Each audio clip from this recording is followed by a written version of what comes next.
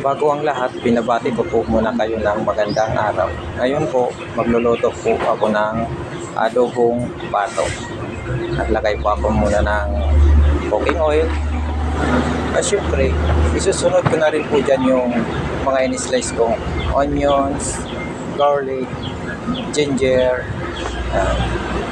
Yan. Unahin ko po muna yung onions.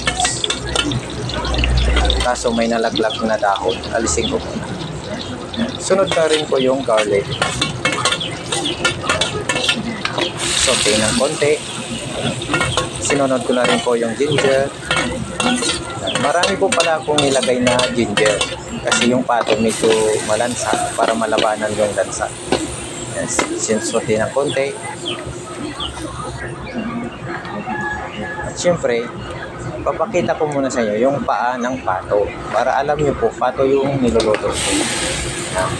Nilagay ko na po yung karne ng pato. Saute ng konti. Yung pato nga pala, medyo matagal yan niluto ko, mga 3 hours kasi matanda na yung pato, matanda pa yan sa akin. At nilagay ko na po pala yung laurel dyan.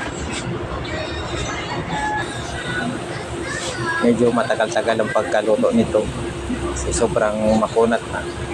So, naglagay na po ako dyan ng soy sauce. At siyempre, sunod na rin po dyan yung vinegar. Bali, lamang yung vinegar ko dyan.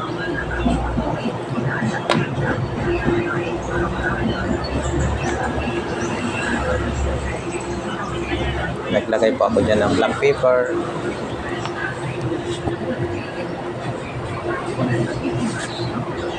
Dry seasoning.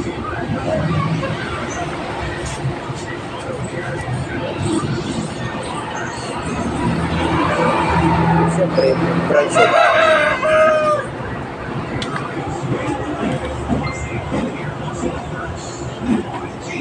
Paki-subscribe po pala ng YouTube channel namin, Bicol Couple Adventure.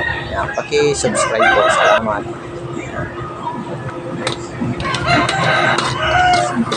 Saute ng konti.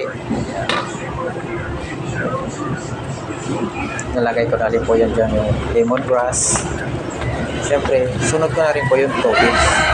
Medyo marami po ako nilagay dyan ng tubig kasi matikas yung pato. Pag na-reduce yan po, yan, sakto na po yung pagkalambot niya. Takpan ko muna siya.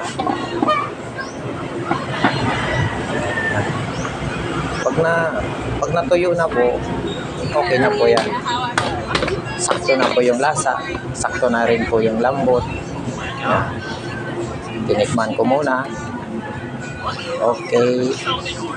Maraming salamat po sa mga nanonood. Salamat.